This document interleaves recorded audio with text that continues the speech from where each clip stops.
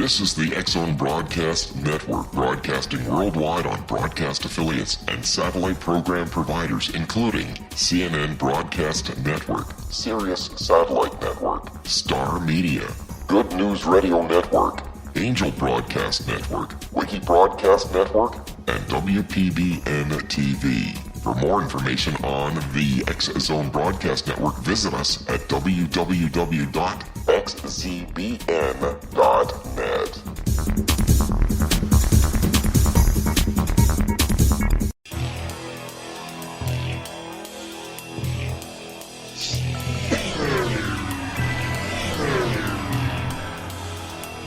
This is A Different Perspective with Kevin Randle.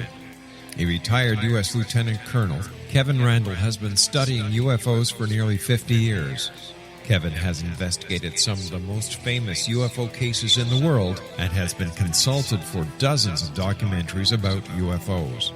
Considered one of the leading experts into the Roswell UFO crash of 1947, Kevin has written more than 25 books about UFOs, including the recently published Roswell in the 21st Century. Now, here is the host of A Different Perspective, Kevin Randle.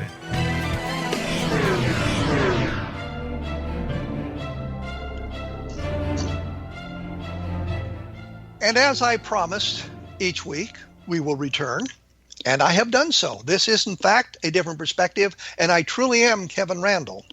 I'm joined by Irena McCammon Scott, who is actually a PhD, Dr. Scott.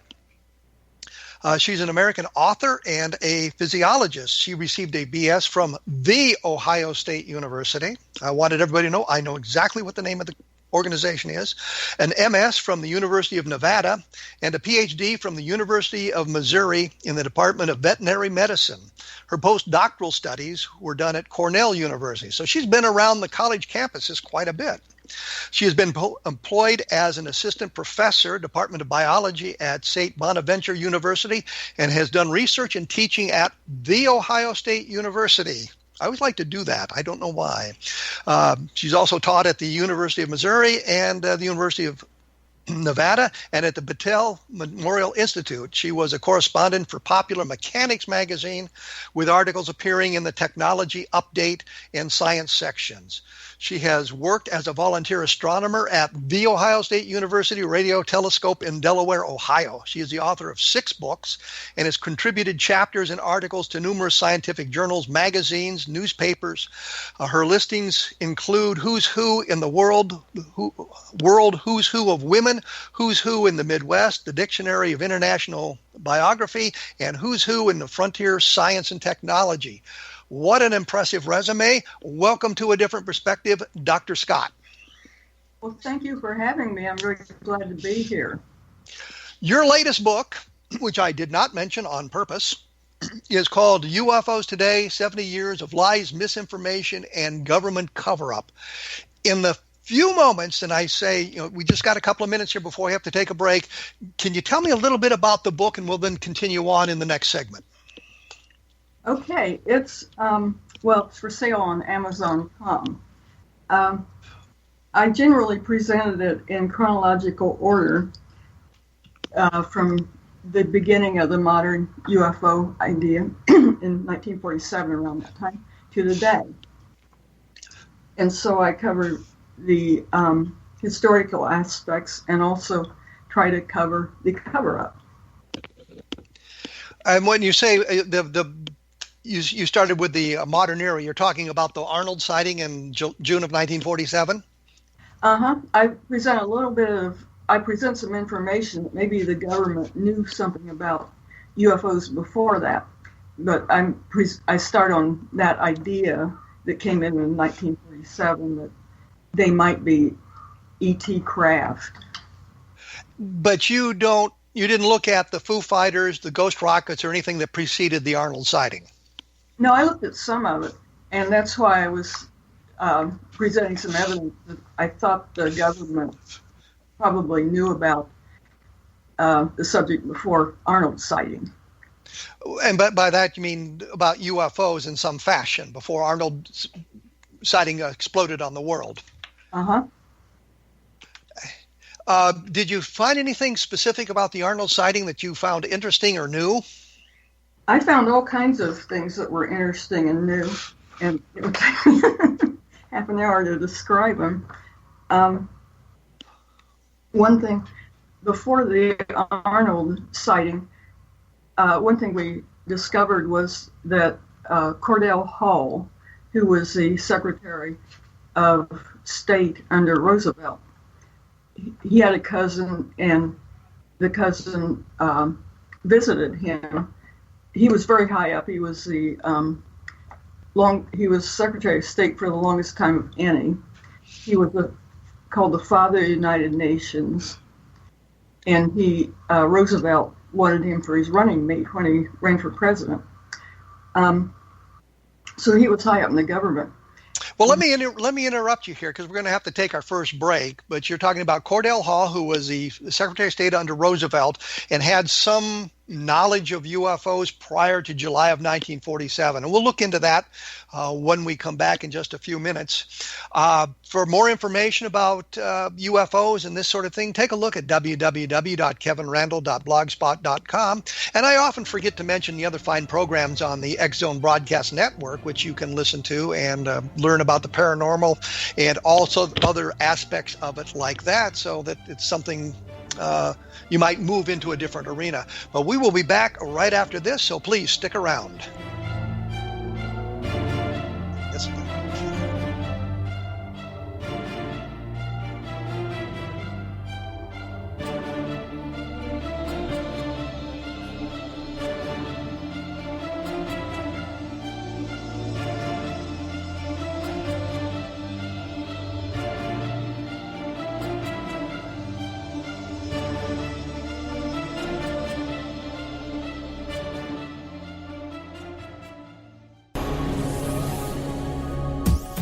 This is the X-Zone Broadcast Network, broadcasting worldwide on broadcast affiliates and satellite program providers, including CNN Broadcast Network, Sirius Satellite Network, Star Media, Good News Radio Network, Angel Broadcast Network, Wiki Broadcast Network, and WPBN TV. For more information on the X-Zone Broadcast Network, visit us at www.xzbn.net.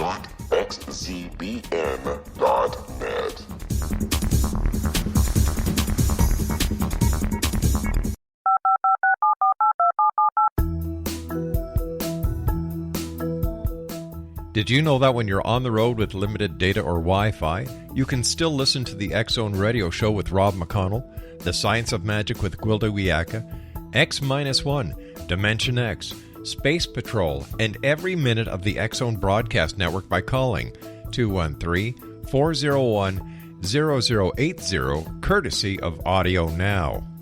No smartphone, app, or internet needed. It saves your data plan, and it's free if you have unlimited minutes. Call 213-401-0080 to listen on any phone, anytime, anywhere.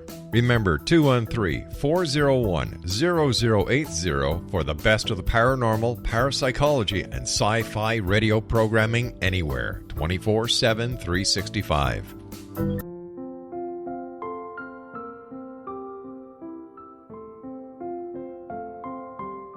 I am Dr. Carl O'Helvey, founder, president of a new cancer foundation focusing on evidence-based physical, mental, and spiritual interventions, including natural cancer cures, prayer, meditation, affirmations, nutrition, and other related holistic cancer prevention and cure modalities. These are used in cancer education, research, and financing care. I ask for your help to continue this important work by donating at www.holisticcancerfoundation.com.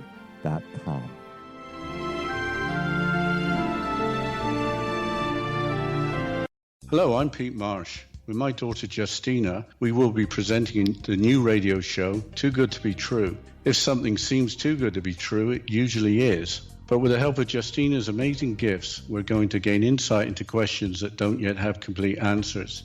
Have you wondered who built Stonehenge and for what reason? Why are crop circles found in the same region as Stonehenge and elsewhere? Are crop circles a hoax, or are they created with technologies that we have little knowledge of? Who built the pyramids in Egypt and also in other countries? How and why were they built? Was the Titanic switched with the Britannic as part of a gigantic insurance fraud, or for more insidious reasons? What caused the Tunguska event when trees were flattened over an 800 square mile area in Siberia? Will the new insights be too good to be true? Well, that will depend on what you are prepared to believe. Please join us as we start on this journey together. For more information on Too Good to Be True, visit www.xzbn.net. Little children aren't the only ones afraid of the dark. Millions of soldiers return from war zones with PTSD, anger, frustration, fear, and loneliness, much of which surfaces during the darkness of the night. You have the chance to change the lives of these American heroes. Songs and Stories for Soldiers.us provides free MP3 players for these men and women. With a list of 3 million songs in 16 different styles, 100,000 audiobooks, and 30,000 old-time radio programs, every veteran can find something to soothe and comfort them at no cost. All our players contain an 8-hour audio program designed to help veterans fall asleep. With 1,500 plus vets now participating, it's our goal to deliver 10,000 audio players this year. Go to our website at songsandstoriesforsoldiers.us. Help us help a veteran make it through the night.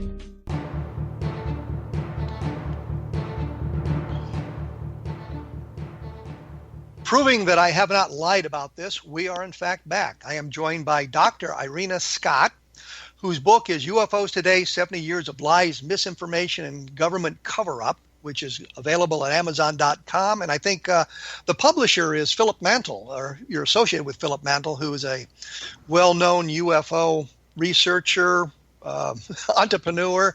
He's been involved in UFO research for a long time, so he's quite knowledgeable of what's going on. When we went away, you were mentioning Cornell Hall and suggesting that he was aware, or he had a relative who was aware of UFOs prior to the Arnold sighting. Can you kind of give us a brief examination of that? Well, his cousin was a minister, and he went to see Cornell Hall once and visited him in Washington. And he said that Hall took him down to a sub-basement, a hidden sub-basement of the Capitol, and showed him bodies that were in big jars of formaldehyde. He called them creatures, and some kind of, he called it a craft, I think. And the cousin told his daughters about that, and he told them not to say anything about it for many, many years after both of them died. But both of them died, and eventually they talked about it, and so that's who we interviewed, was the daughters. You interviewed the daughters. So Cornell Hall didn't talk about this to anybody that we can look at. It's a relative of his who talked about it. Is that correct? That's right. We found nothing that he had published about, but we sort of speculate about that he was founder of United Nations, and maybe he was influenced by something like that. It was 1939, they think, approximately. So I was going to say, do we have a date on this thing? So you're saying this was 1939, so it predates Roswell by a number of years, 8 years. And I was thinking that you might be relating it back to the Cape Girardeau crash from, was it 1941, I believe? But you're suggesting it even predates that. Uh-huh. And what you did was you talked to the daughters of the man who talked to Hull, is that correct? Yeah, that was his cousin that talked to him, and we interviewed one daughter, but the one daughter said the other daughter remembered something about it too. We talked to the older daughter, and she remembered more. But hasn't this information been published before? We published it on our local, I think we were the first that published it. We published it in our local newsletter. Okay, all right. But when we're talking about something new and different, you mentioned the Arnold sighting. I mean, the Arnold sighting is the point that we all kind of begin at, even though modern era of UFOs began in I believe in World War II with the Foo Fighters. But you start with the Arnold sighting and move on from that. And I noticed you talked about the Maury Island evidence. Can you talk a little bit about Maury Island for us? Yes, I didn't include too much on the Foo Fighters because everybody kind of knew about it, and I didn't want to take a whole lot of space on my book on everything. When Arnold had his sighting, which is June the 24th, 1947. There were several other reports. One was a prospector who appeared to have been seeing the same objects that Arnold saw, and he said when they approached his compass spun, which was kind of a funny thing. And then there was an aircraft, a pilot for a commercial airline, Captain Smith, who saw 9 objects that may have been like Arnold's, but not at the same time. There was wait. The Captain Smith sighting took place like 2 weeks later. Yeah, I didn't mean I said it wasn't the same sighting at the same time, but he might have seen something that looked like the same objects. Okay, all right. It was at the same time. I'm sorry. But I was trying to get us toward the Maury Island sighting. What was that all about? Okay, That predated Arnold by 3 or 4 days. Yes, it did, and it's generally considered a hoax. And I read Arnold's book and some other things, and it appears that people thought it was a hoax by 2 men, Chrisman and Dow, who claimed they were harbor patrolmen, and that Dow was in his boat with his boy and his dog over Murray Island, and some donut-shaped UFOs flew over and dropped debris, and that was the main point of his report. And it's normally considered a hoax, but as I looked into it more and more, I thought it was a more advanced hoax than 2 men could have done. Well, when you say more advanced hoax, you mean that the story was too complex for these 2 guys to have invented? Yeah, I thought it was a lot more complex than the 2 people could have done. Are you suggesting there might be some validity to this sighting? No, I wasn't suggesting that.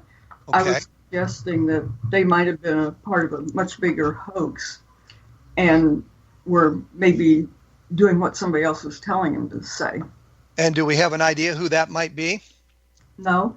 I would have said Ray Palmer, but that would be just me.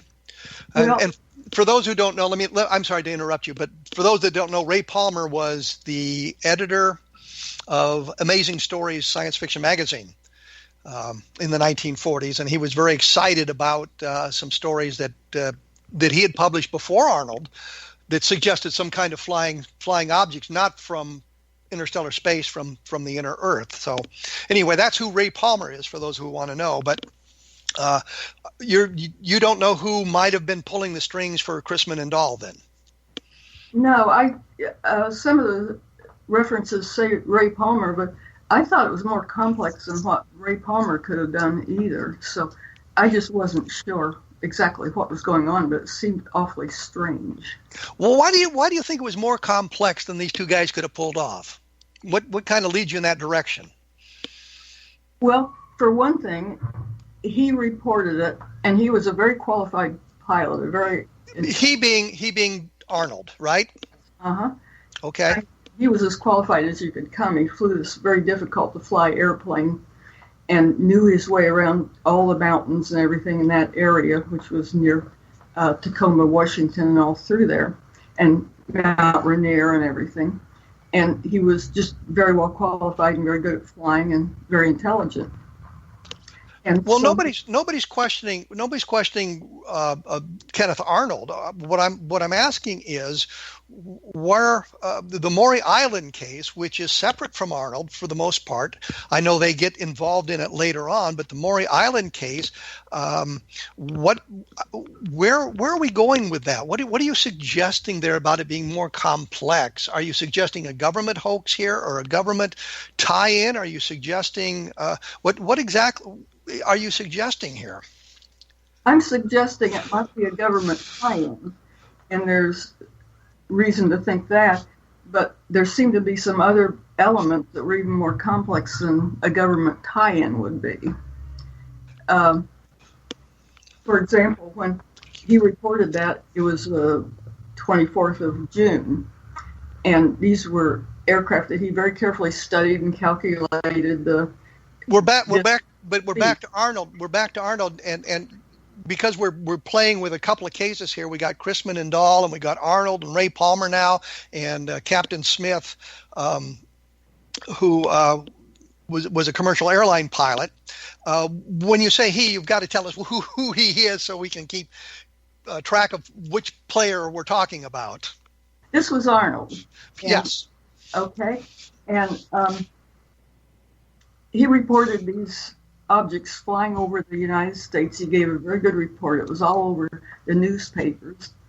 And one would expect the government to contact him because the government was very concerned about flying objects over our airspace. But, and he wondered why the government didn't contact him. And it was not until the middle of July that the government contacted him. Patterson contacted him. And that seemed very odd on the part of the government that they wouldn't be interested in these things flying over the United States. And it also made me think that maybe the government knew something about him, because I would think they would contact him real fast if they didn't. So Arnold has his sighting of the objects, and I think the headline says mystery objects in fast flight and things like that. He said that they move like a saucer skipping across the pond, and the term flying saucers was born out of that. And Arnold eventually made a report to the military, and at the time it would have been the Army Air Forces as opposed to the United States Air Force. And the file, we have the file in the Project Blue Book file is available for anybody who wants to see it online now. So we've got a very good sighting there. It is sort of corroborated by this prospector named Johnson, although he doesn't report his sighting until after Arnold's sighting is reported in the newspaper, so there could be contamination there. Then we get to the Maury Island sighting with Chrisman and Dahl. So I do not understand why you think there is something more to that site. It's suggesting that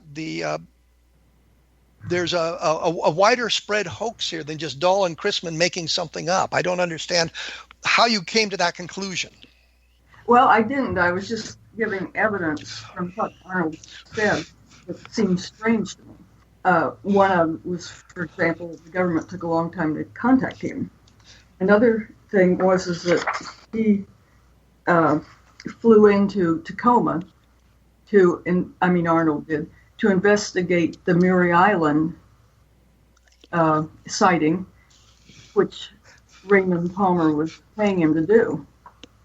I don't know if he was very thrilled about it, but he flew in, and so far as I could tell from the book, I read his original book, he didn't seem to tell anybody that he was going. He landed in Tacoma, and he looked for a hotel room. He looked all over. He was unable to find a hotel room.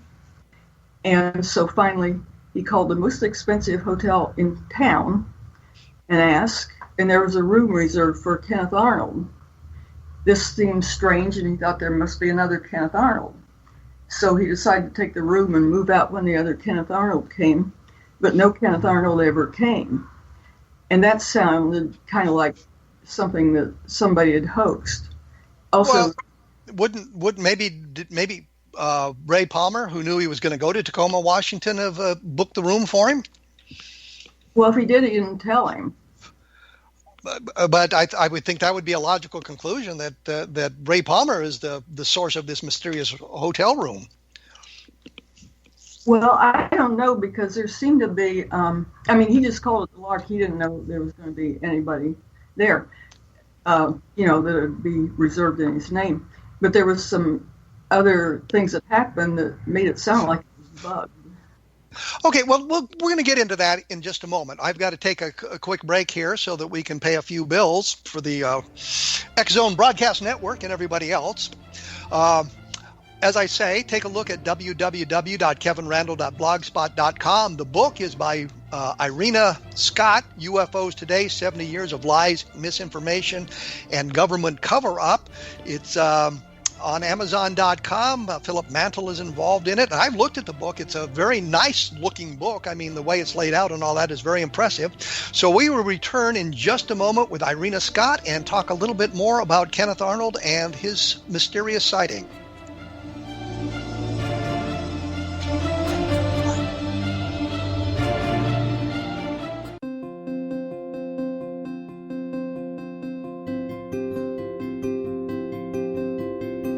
Dreams are our personal gateways into infinite wisdom. Don't miss shamanic counselor and indigenously trained dream decoder Sandra Corcoran's inspiring book, Shamanic Awakening Between the Dark and the Daylight. This remarkable work chronicles Sandra's 35 years of experience with diverse wisdom keepers and her initiations throughout the Americas and across the British Isles, Turkey, Greece, and Egypt. Sandy's knowledge of symbology, psychology, and myth influenced her dream blog and workshops. Sandy offers private tarot readings, international journeys, a meditative CD, as well as her book, Shamanic Awakening, to encourage you as you navigate this earth walk, creating a deeper connection to yourself and all that is. Find this and more at Sandy's website, starwalkervisions.com.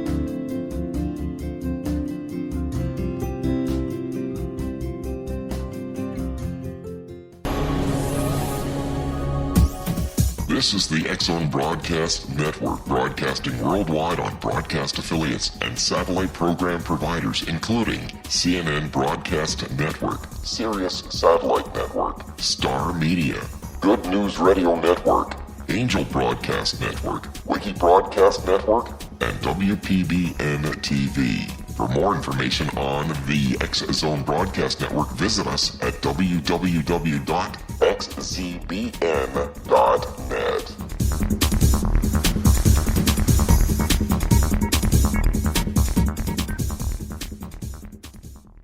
How would you like to be able to read other people's minds? Well, the next best thing is here. When you know how to read a person's name, you know how the person thinks, feels, and behaves. Each letter in our name holds a key to unlock our true essence. Our name contains both our gifts and challenges in this lifetime. Mnemology science discovers personality secrets hidden in the placement of the letters of our names, including the first and last impression people remember about us. Sharon shows us how to interpret the arrangement of letters as outlined in her book, Know the Name, Know the Person. Sharon Lynn Wyeth created mnemology science after 18 years of research and testing her theories, and has supported thousands of people around the world in understanding themselves and others better. You'll enjoy Sharon's unique teachings as she shares her system to learn the gifts behind your given birth name. Even if you don't like your birth name, there are jewels in this book. If you're thinking of changing your name, ready to name your child, or wanting to get along better with others, this is the book for you. If you'd like to improve your relationships and change your life for the better, get the book today, Know the Name, Know the Person, or visit www.knowthename.com. That's www.knowthename.com.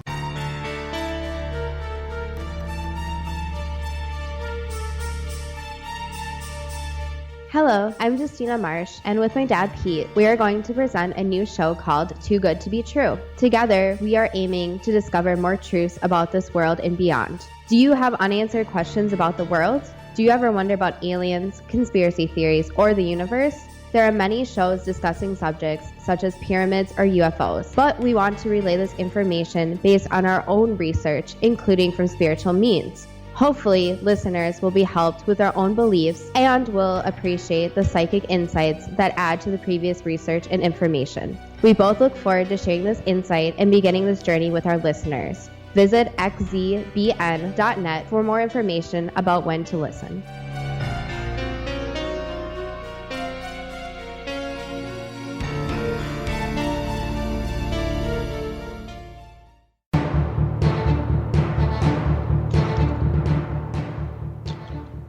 I have returned. As I promised, I'm with Irena Scott, Dr. Scott. Her book is UFOs Today, 70 Years of Lies, Misinformation, and Government Cover-Up, available at Amazon.com, even as we speak.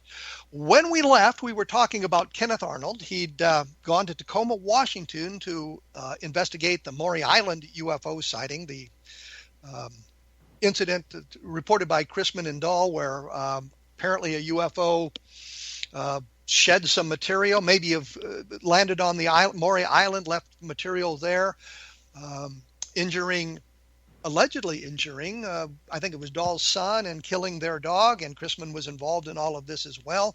We have Arnold now in Tacoma, apparently to interview Chrisman and Dahl, and he's found his hotel room.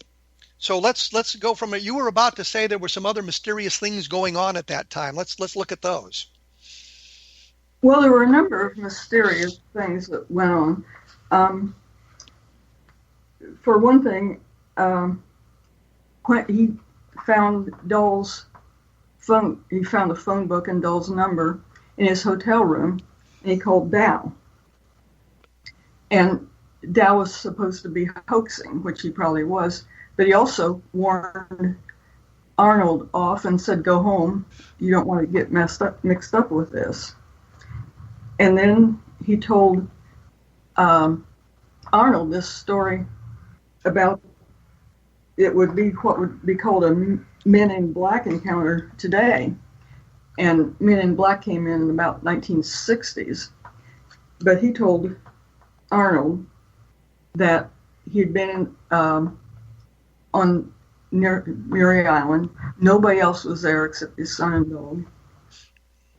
And that this mysterious man wearing black came and told him about the whole episode that had happened to him, even though he was the only one there. And then the man in black threatened him and said if he wanted his family to stay healthy, he better shut up. And this seemed kind of out of place in time because nobody had ever heard of Men in Black until the 1960s. But you're kind of applying a phenomenon, the Men in Black, to something that happened in 1947, and we really don't. What we know about Dahl is he's involved in a hoax. So why would we believe that this tale he's telling Arnold is true? Well, I was saying I don't think it was true, but I don't know why he said that at that time. But I don't think, I'm not trying to prove anything. I'm just writing down what confused me, and these things confused me pretty good. So I assume that Arnold interviewed Dahl and Chrisman at his hotel, and they told him the story of the flying saucer, the UFO, donut-shaped UFO, if you will. What did Arnold do after that? What was Arnold's reaction? How did he investigate? What he did later was that government men came to talk to him finally after Wright-Patterson. Government men, you mean two officers from the 4th Air Force in California, Brown and Davidson. Two Army Air Forces officers involved in intelligence came to Tacoma and talked to Arnold while he was there. Correct? I think they visited him twice. The first time I think was at his home, and Lieutenant Frank Brown and Captain William Davidson, and they were the Air Force, the Army investigators, but they seemed very interested in the UFOs and told him they were practically bug-eyed for watching for them. And that was strange because later the government seemed to cover up everything and always debunk UFOs. But in July of 1947, June of 1947, the government had no idea what was going on. They're as confused as Arnold would have been, as we would have been had we been there at the time. So these guys are sent out to investigate this mysterious sighting. So I can't really see anything preposterous in them suggesting that they were interested in it and maybe excited about what Arnold had seen. I don't see any problem there. And didn't Brown actually tell Arnold that if there was anything else he wanted to talk to him about or anything else came up, that he should contact him at 4th Air Force headquarters there in California? That's right. And so Arnold, while in Tacoma, calls Brown and Davidson and says, "Hey, I've got another case here you guys might be interested in." Well, what happened was he called Brown in California at the air base, which was where he worked and where he was an investigator of UFOs. But Brown hung up and took the call from an outside line, which seemed really funny to me because he was the official investigator, and why would he be taking the call from Arnold, who he said to call him there, from an outside line? That was another thing that didn't make sense to me. Maybe the Audubon system wasn't working really well. Well, I throw that in. Audubon was in the 1960s. The Army had a special internal phone system called the Audubon, and you could tap into it by calling certain numbers, and it would be Audubon, and it would be charged to the government, not the local phone. So it could be something as simple as that. Brown trying to get it from a different line or a different perspective. I don't see anything mysterious about that. But so anyway, Brown and Arnold are talking, and Brown and Davidson decide to go to Tacoma to interview Arnold. And one other thing that seemed real funny to me was that when Arnold flew to Tacoma, he had another sighting, and that didn't make the news at all. But these were 20 to 25 brass-colored objects that were small UFOs, like 30 inches or something in diameter. And they flipped as they went, and they looked like the larger UFOs he saw. But to me, that wouldn't be. It might have been something connected with the UFO phenomenon instead of the government or Palmer or anything else, because they didn't have any drones in or anything else that would do that. But we're in Tacoma. We got Dahl and Chrisman and Davidson and the other fellow whose name escaped me at the moment, Frank Brown. And we now have Arnold there. He's called his pal E.J. Smith, who is the airline pilot, and they're all meeting in Arnold's room at the most exclusive hotel in Tacoma, Washington. And what transpires there? Is there anything interesting that transpires at that point? I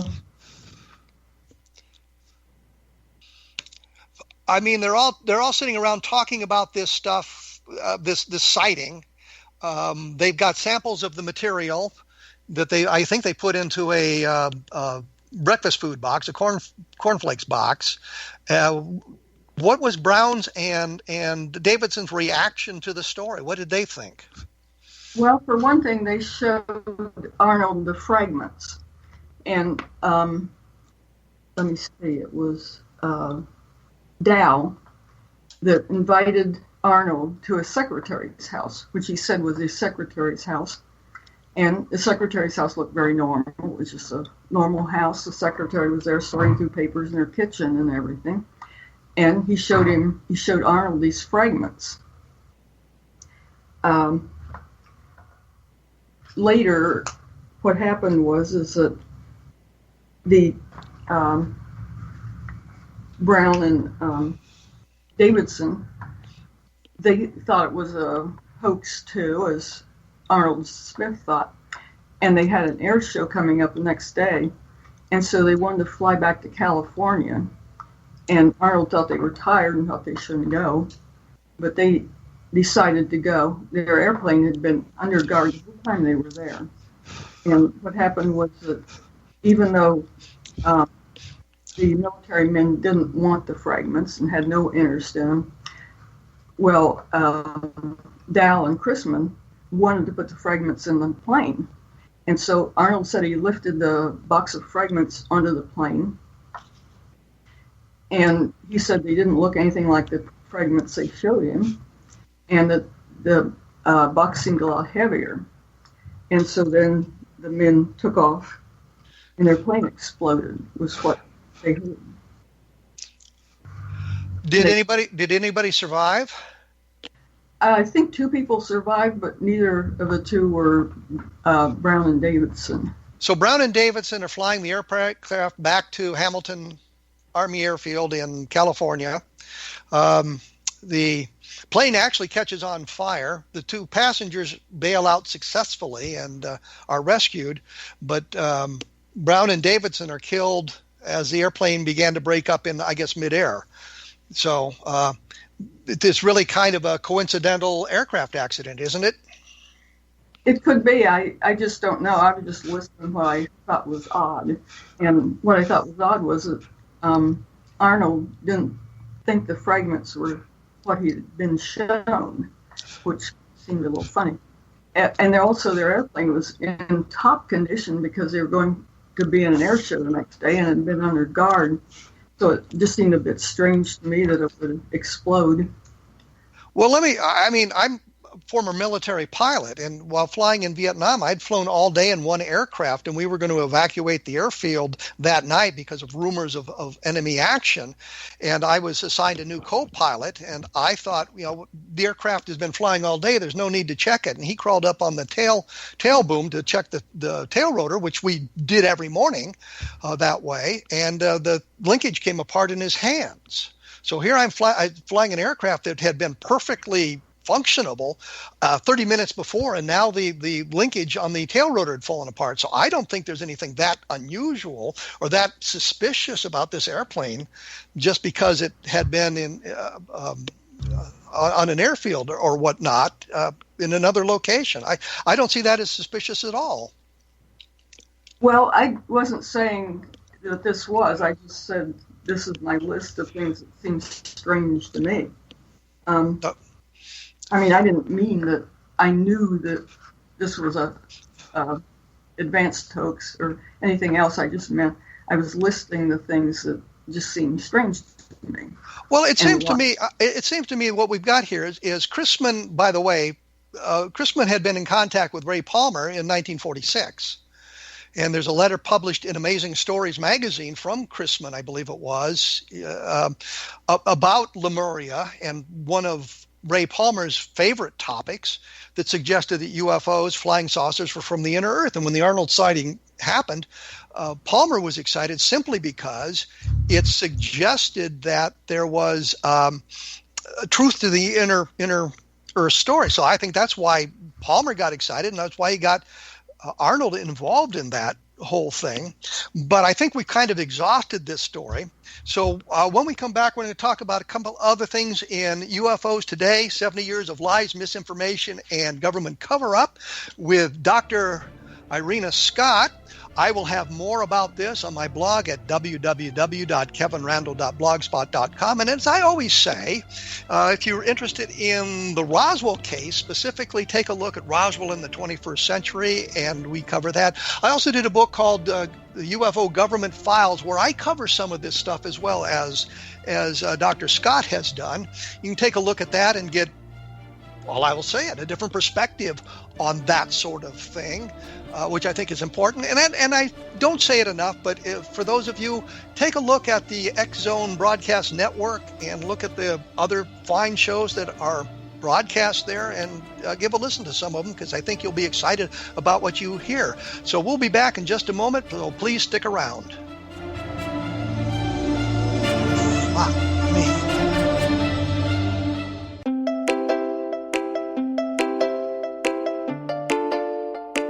Are you curious? Do you want to learn more about how the world works and have fun at the same time? Study coincidences with me, Dr. Bernie Beitman, MD, on my Connecting with Coincidence radio show here on the XZBN network. Listen to Jungians theorize, statisticians randomize, true believers evangelize, while I categorize. I dance to the rhythm of coincidences. People who experience me see more of them. Maybe something on the show matches a thought in your mind. Let us know. Expand your mind to the weirdness happening around you. Synchronicity spoken here, there, and everywhere. For more information, put Connecting with Coincidence in your search engine and find my website, my social media sites, and my blog.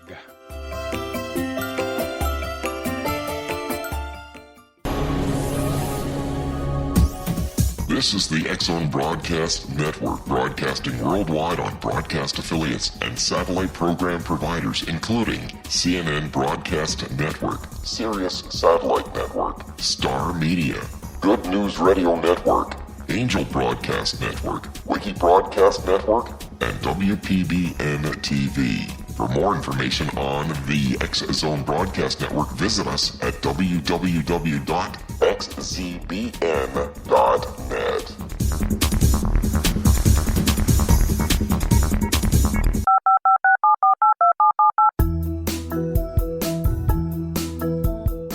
Did you know that when you're on the road with limited data or Wi-Fi, you can still listen to the X-Zone Radio Show with Rob McConnell, The Science of Magic with Gwilda Wiyaka, X-1, Dimension X, Space Patrol, and every minute of the X-Zone Broadcast Network by calling 213-401-0080, courtesy of Audio Now.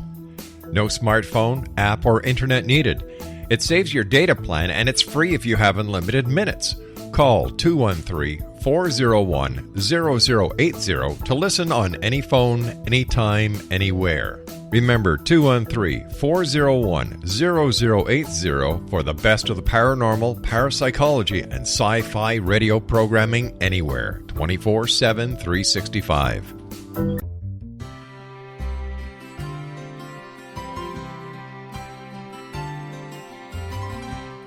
True healing must address 4 levels: physical, emotional, mental, and spiritual, for us to live joyful and productive lives. We tend to treat 3 of the 4, leaving the spiritual languishing. If you're tired of the same dysfunctional patterns cropping up in your life, Soul Balancing is for you. Trixie Phelps, owner and founder of Soul Balancing, is a naturally gifted energy healer trained in numerous esoteric forms, including shamanism. Trixie has created a powerful modality that safely and effectively clears your energetic field. A Soul Balancing session can remove interference, heal trauma, and restore your hope. Contact Trixie for a life-changing long-distance session today, www.soulbalancing.world.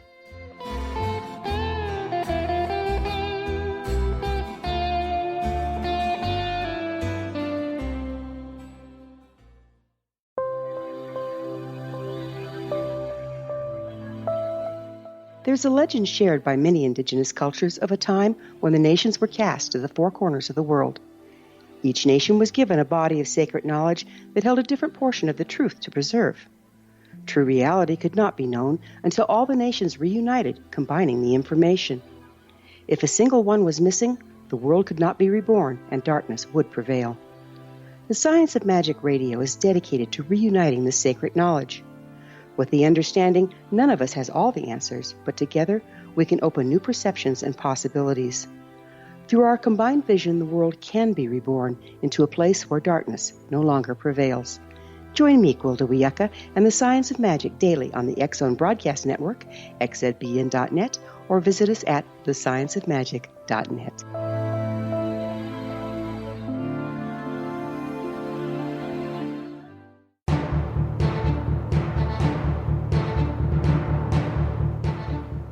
I am back with Dr. Irena Scott from The Ohio State University.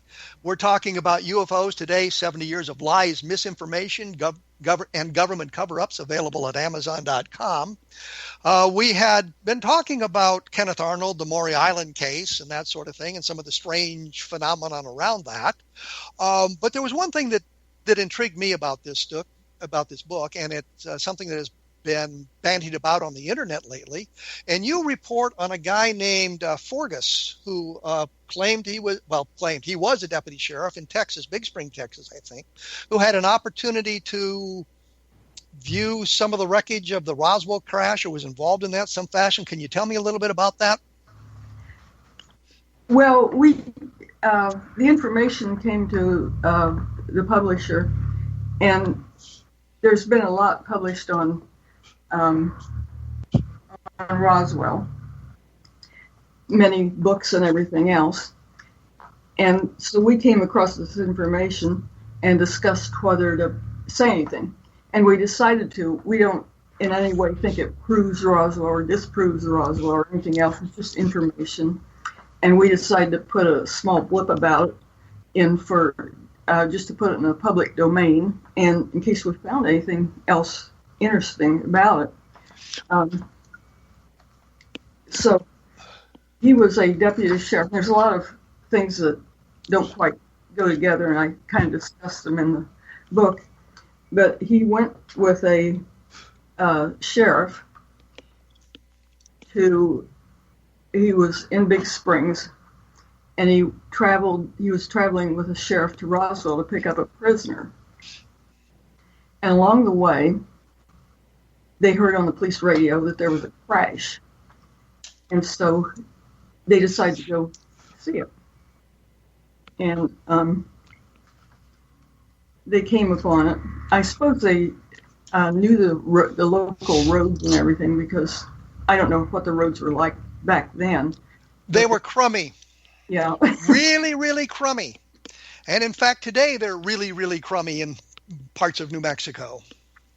Well, I've driven around Texas, and I've been in Big Springs and Roswell, but I haven't been between the two. But I figure they're about the same as what I'm used to. Anyway, they heard about this crash, and so they went to see it. And he said there were a lot of military people around.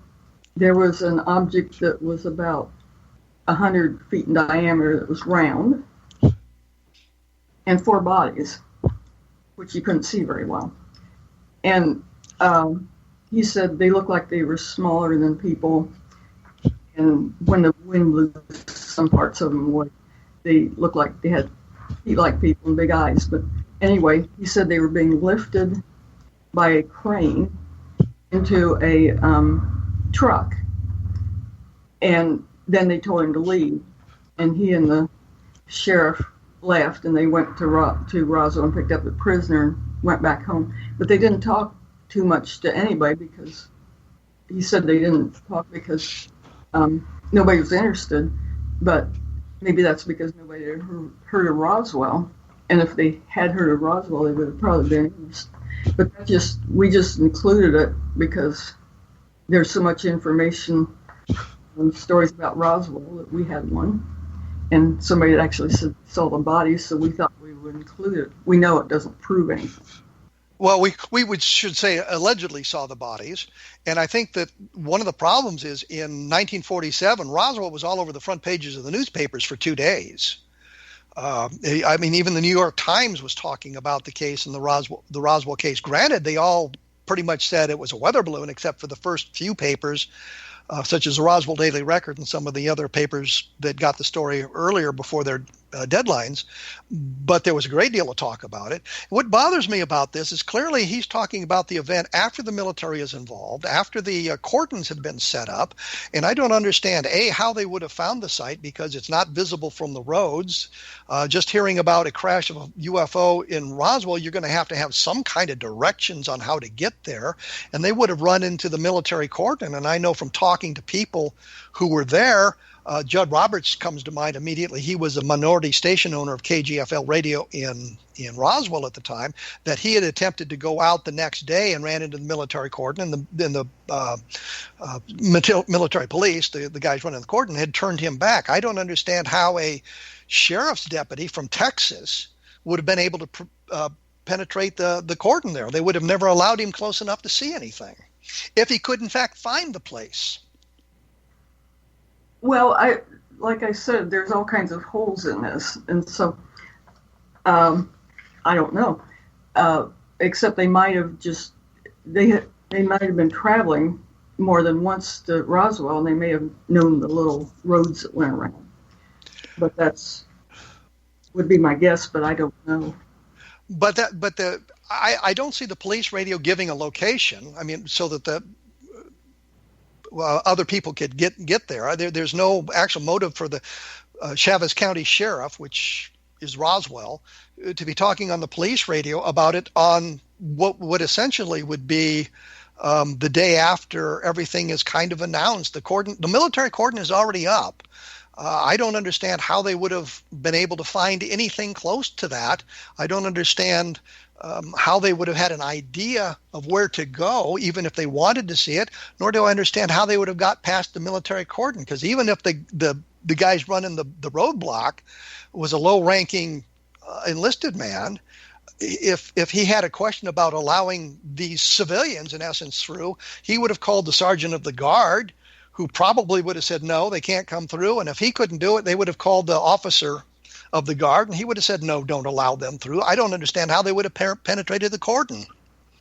Well, I don't know either, but that was just part of the story that there's a whole lot of confusion on Roswell with all kinds of stories, and lots of them don't make a bit of sense. I mean, the site where the UFO came down has been moved by different authors all over the place.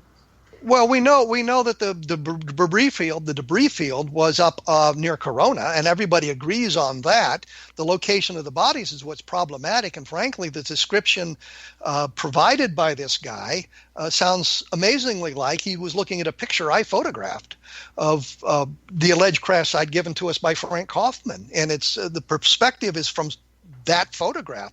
So I find this story really bogus. And if I'm a little disappointed it's getting the play it is in other media, simply because there's no real foundation for it, and you haven't provided me with any sort of evidence that it took place. Well, I read your article in a different perspective and read your comments on this. Yes. And thank you for the plug, by the way. Yes, I'm also reading 3 of your books, including Roswell and the 21st Century, but I haven't read them all through. But one thing I noticed that would be different is you had written the first books about Frank Kaufman and his observations, and that seemed to go to pieces after a while. But you showed... It became, we learned that Frank Kaufman was making the story up. There's really no question about it. We found the documentation. We found evidence that he had misrepresented himself as a master sergeant when in fact he was only a staff sergeant. He had said he was in intelligence. He was actually basically a personnel clerk. We found an awful lot of things that he had told us weren't true. So the Frank Kaufman story is bogus. There's no other way to put it, and should be reduced to a footnote in the great Roswell Compendium. Okay, well, I read that, and I'm going through your large book on the 20th century. But you show a picture of the crash site of Frank Kaufman. Yeah, well, I took a picture. It's in the first or the second Roswell book I did with Don Schmidt. There's a picture of the crash site, and this is what Fergus has described. I don't know about that, because all the other crash sites were northwest of Roswell. And in the case of this one, Fergus, he came from Big Springs, which was southeast of Roswell. And so this what he was reporting might have been a completely different site, because he didn't say anything about going on past Roswell and coming back. He said that this was on the way to Roswell. And so this might have been a completely different site. Well, I would say there's really no evidence of that. I find the story hard to believe, but that's just me. I'm going to have to end this here, unfortunately, because we're running out of time. I appreciate you taking time to share your thoughts with us about your book, UFOs Today, 70 Years of Lies, Misinformation, and Government Cover-Up, which you can get at Amazon.com. And like I said, I'm very impressed with your credentials. I believe you still teach at the Ohio State University.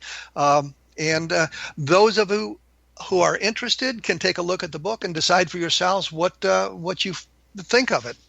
We will be back next week with another episode. We'll be talking about UFOs, obviously, because that's what we normally talk about here. I always try to point out, and Dr. Scott did a nice job of talking about Roswell in the 21st century, which may help you put the whole thing in some kind of perspective, trying to distill all the information about the Roswell case into kind of a neat package so you can understand where we are today after all the investigation has been done by all the various researchers and all the various people talking about it, and get a much better idea of what happened in Roswell and where we stand today in that investigation.